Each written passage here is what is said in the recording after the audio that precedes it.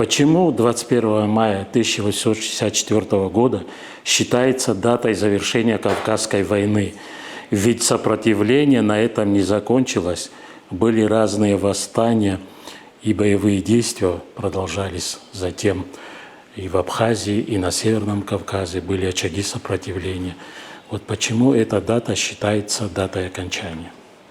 21 мая 1864 года считается официальной датой окончания Кавказской войны, прежде всего потому, что само российское государство, Российская империя признала эту дату официально датой окончания Кавказской войны. Это выразилось в том, что, во-первых, 21 мая 1864 года состоялся парад русской Кавказской армии на Красной Поляне, в верховьях реки Мзымта, где все 4 отряда соединились и выполнили свою задачу. Задача заключалась в выселении, вытеснении, очищении от местного населения территории Западного Кавказа. Она была выполнена и выполнена в ходе боевых действий. То есть выселение и боевые действия проходили одновременно. И официально, так как сам император Александр II не мог присутствовать на этом параде, парад принимали главнокомандующий Кавказской армии и присутствовал брат царя Михаил. И оттуда была от имени Александра II послана телеграмма, в которой содержалась такая фраза: «Поздравляю». Ну, я могу дословно текст не повторить, но смысл такой, что поздравляю доблестную Кавказскую армию с окончанием 100-летней Кавказской войны. То есть хронологию сам император определил, 100-летнюю Кавказскую войну. Еще одно подтверждение, то, что 50 лет спустя, незадолго до Великой Октябрьской революции, к 50-летию этой даты был официально проведен повторный парад на Красной Поляне. Это было государственное мероприятие, и есть еще идеолог Кавказской войны, первый историограф, это Ростислав Фадеев, которому было поручено к 60-летию окончания Кавказской войны написать труд, в котором надо было осмыслить этот этап российской истории. Он тоже признает эту дату. Действительно, после 21 мая часть общества, это хакучи, они еще до 1865 года в верховьях реки Псезуапа продолжали вооруженное сопротивление. Но их было немного, их около 2000 было, и в октябре 1865 года, за исключением 200 так называемых абреков хакучи, которые скрылись в лесах, 2000 хакучи семьями были конвоированы на берег моря и отправлены в Турцию. После этого в 1870 году, в 1877 году, во время русско-турецкой войны, было восстание в Дагестане и в Чечне, которое было подавлено. Но это уже восстание как бы внутри Российской империи, это не продолжение Кавказской войны. То есть они уже находились достаточное время под юрисдикцией России. Поэтому в этом плане никаких особых, как говорится, противоречий в среде или разных мнений в среде историографов нету. Территория, да, вот Куба-Дадани, который известна под названием Красная Поляна, туда стекались, собирались последние силы кавказского сопротивления, где они были окружены многократно превосходящими силами российской армии. Именно на этом месте произошло последнее сражение, которое завершилась кровопролитная столетняя русско-кавказская война. Здесь, вот последние 7 лет, здесь были собраны и Абхазии, Убыхи, и Адыги. Все они, представители, здесь в сражение вступили не только мужчины, но и подростки, женщины, старики. А само поле это было, значит, залито кровью, откуда и название Красная Поляна. А оставшиеся, как и во всех остальных частях Черкесии и Абхазии, были поголовно изгнаны. И на этом месте был проведен военный парад в честь победы и завоевания Российской империи Кавказа русскими войсками и грузинскими ополченцами. После этого было установлено административное правление Российской империи на территории вообще всего Кавказа, и на территории Черкесии, и на территории Абхазии. Если помните, тогда именно в этом году, в 1864 году, была ликвидирована абхазская государственность, полностью колониальное правление, как во всех тех остальных территориях. Поэтому она считается окончанием. А остальные, когда было введено колониальное правление, происходили восстания против колониальной политики Российской империи. Это уже другой этап, то есть находясь, это восстания проходили не только там, в 19-м, там проходило на протяжении всего периода существования Российской империи и так далее. Сегодня в интернете, особенно в блогосфере, почему-то ведутся споры относительно того, территориально какому народу принадлежала Красная Поляна, другие местности, Сочи, Адлер и так далее. Может ли это являться предметом для таких споров в интернете? Я думаю, это удел все-таки историков, профессионалов. А на этом строить и вносить раздор, я думаю, совершенно не имеет никакого смысла. Вот твой взгляд на эту проблему. В лингвистическом отношении, да, общество Ахчепсы, это они разговаривали на абхазском языке. Но или садзы те же самые, джигеты так называемые, они политически не были интегрированы в абхазское княжество. Они больше были политически интегрированы и в союзе находились с убыхами и шапсугами в политическом плане. В лингвистическом ситуация была очень неоднозначная, тогда как такового национального политического самосознания не было. Это вообще понятие появилось в Европе даже в XIX веке. Национальные государства появились Германия, Италия, это только в XIX веке. И национальное самосознание. Сознание было субэтническое, и те же самые убыхи в отдельных районах они были двуязычны. То есть они разговаривали на убыхском и на садском. В других районах они уже в большей степени, особенно ближе к морю, они уже начали утрачивать убыхский язык, разговаривали на черкесском, на шапсузском диалекте. Но сознание у них было общее, кавказское сознание было, и это была единая историко-этнографическая область. К сожалению, Кавказ политически был дезинтегрирован. Но культурно, ментально они были едины. И в языковом плане они были многоязычны, проблем языка не было в общении и так далее. То есть и об этом могут говорить только профессиональные историки, лингвисты, обывателю говорить, что там было, вот это была убыхи, это были там или адыги, или абхазы, бессмысленный разговор.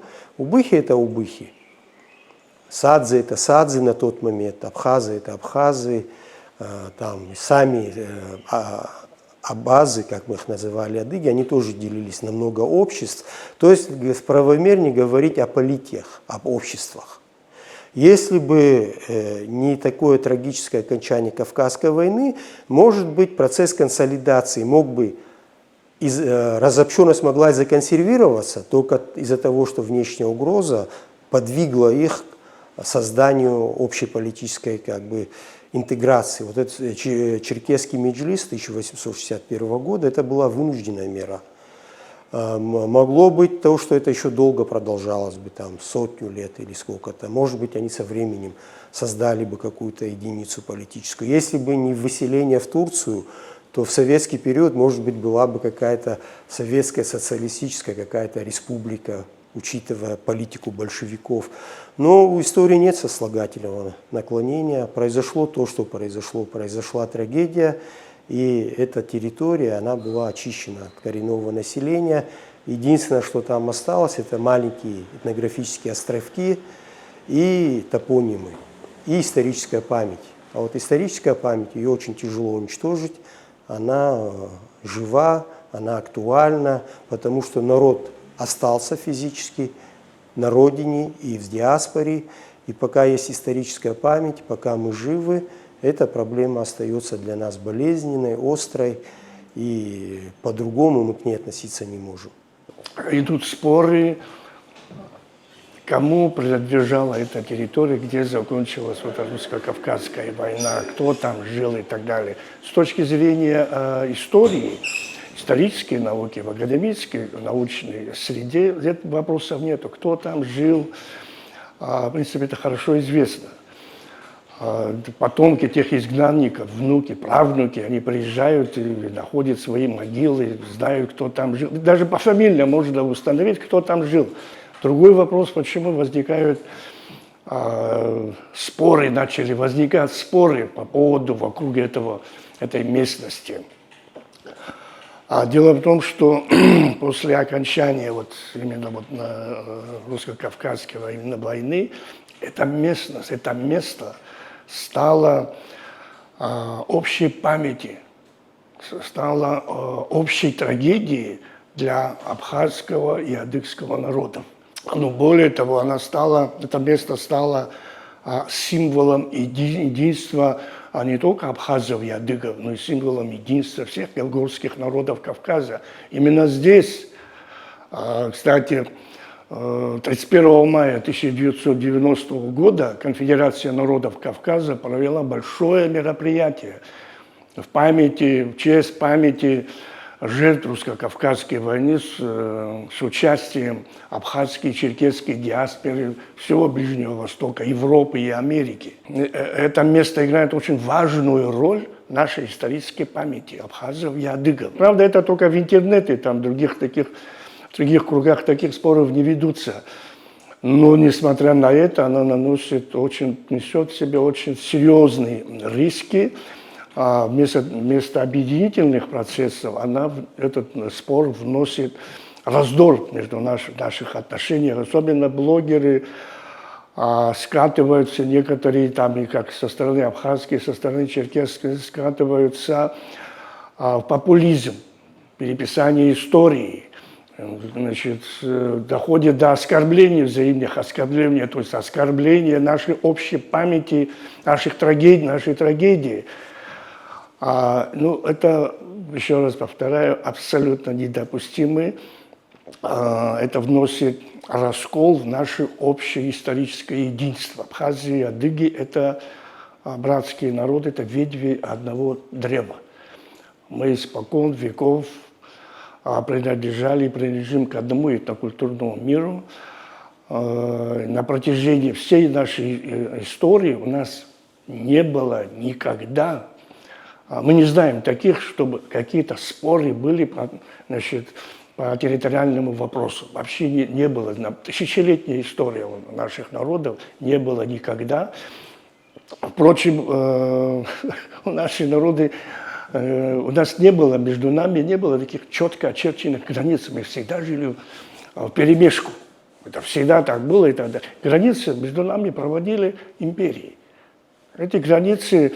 Но они, преследовали, политику проводили, разделяя власть. Да, это проводили границы. Сегодня этот спор начинают использовать, подогревают третьи силы. Наши враги и наши друзья в кавычках. А с целью ослабить, с целью подрыва нашего фундаментального базы нашего братства, ослабления нашего влияния в регионе. Вообще сама постановка вопроса «это мое, это твое» по отношению к нашей общей исторической родине – это ловушка. Это ловушка в то время, когда мы сегодня очень серьезные вызовы современного мира перед нашими народами стоят, и нас хотят отвлечь от этих проблем, которые мы должны совместно решать, на внутренние распры. И те, которые, будь это абхаз, будь это черкес, кто поддакивает, кто идут этого, на мой взгляд, они это необдуманные, они просто совершают глупость. Или они провокаторы, или они просто враги. Мы не можем этого допустить. Мы на протяжении именно наше единство наших народов было и сегодня является такой гарантией, значит, сбережения наших народов, гарантией сбережения нашей национальной идентичности. Мы сегодня должны сосредоточиться не на то, что нас разделяет и ослабляет нас, а на то, что нас объединяет, делает это сильным. Именно такого мы должны передать нашим будущим поколениям. Как мы должны относиться вот к этой дате, как мы должны отмечать 21 мая 1864 года сегодня, вот в сегодняшних реалиях? Мы, кавказские народы, у нас есть до еще появления монотеистических религий, у нас были собственные какие-то этнические, религиозные представления. У нас очень сильно развит культ предков. Кавказцы воспринимают себя не так, что вот мы ныне живущие, мы черкесы, мы абхазы. Нет, мы воспринимаем и ушедшие поколения, что они как бы с нами находятся. И то, что они нам оставили, менталитет, славную историю, это часть нашего сегодняшнего самосознания. И в этом плане мы всегда должны помнить героизм наших предков, которые до последнего, до крайней возможности отстаивали свою свободу, независимость, которая для них имела абсолютное значение. И дань уважения им отдавать, но не, так сказать, не осуждать их, выбор исторический их, почему они предпочли погибать и сопротивляться, а именно этот выбор их не уважать, потому что у них был совершенно другой менталитет, это были люди совершенно другого склада, и извлекать уроки из истории. И в нынешних реалиях политических, учитывая международную обстановку и так далее, главная задача любого народа – это выживание. Но выживание не ради выживания физического, а именно выживание с сохранением своей национальной идентичности. И мы знаем, что в современном мире самые большие угрозы, они не военного характера носят, они носят то, что касается глобализации, именно идеологического характера, навязывания каких-то чужих ценностей, неприемлемых для нас ментальностей и так далее. Вот если наши предки сопротивлялись с помощью шашки и винтовок, то этому мы должны сопротивляться ассимиляции с помощью интеллекта, высокого национального самосознания и используя современные технические, информационные технологии с тем, чтобы сохраниться в 21 веке. И это наша задача, и мы должны найти новые способы для выживания и движения вперед. Даже в условиях политической дезинтеграции, в условиях разделения на диаспору и тех, кто живет на родине, есть какие-то механизмы, которые другие народы выработали, которые могут сохранять национальную идентичность независимо от страны проживания. Ну, те же самые евреи, мы знаем. И это вызов времени, который мы должны принять и к этому адаптироваться. Еще один момент важный. Кавказские народы, у каждого в отдельности ресурс очень маленький. Только объединив наши ресурсы, только помогая друг другу и проявляя кавказскую солидарность, которую наши предки всегда проявляли, они не делили там, кто он шапсук, там, убых или абхазец или чеченец. У них ценности одни были, они общались как люди как бы одной крови, одного, как говорится, теста. Они друг друга понимали прекрасно. Язык там играл второстепенную роль. И сегодня вот это мы должны поддерживать. И молодежь, есть два течения. Одно – это влияние вот этой западной модели националистической. Они думают, что можно только создать какое-то национальное государство и только так сохранить свою идентичность. Невозможно создать отдельно Кабарду или там, отдельно Чечню, полноценное государство. Невозможно. И, во-первых, окружающие государства это не дадут сделать. Это надо признать, но мы должны на данном историческом этапе другие механизмы найти. И прежде всего для этого нужно высокое национальное самосознание. А его дает только историческое образование, знание своей истории, знание минусов и плюсов наших ментальных. И вот, зная это, нам легче будет двигаться вперед. Ну, эту дату, это безусловно, вот, допустим, каждый, где, как это возможно, настолько, это наша память, это мы должны это никогда забывать, потому что был совершен в XIX веке по официальной позиции нашего государства, абхазского государства, это был геноцид. Естественно, мы должны чтить память жертвам XIX века. XIX век, это вот русско-кавказская война, это, безусловно, она нанесла просто, ну, как бы сказать, такой удар нашему национальному государственному организму, что мы до сих пор еще не оправились. Поэтому, естественно, молодежь должна знать об этом, чтобы не повторить такие же ошибки, которые были допущены там, в XIX веке. Сегодня мы должны не оглядываться в прошлое, не сострадать себе, да, опираясь на это, то, что учитывая те ошибки, мы должны думать о будущем. Мы должны вот сосредоточиться, сконцентрироваться на то, что даст нам возможность развиваться на современном этапе.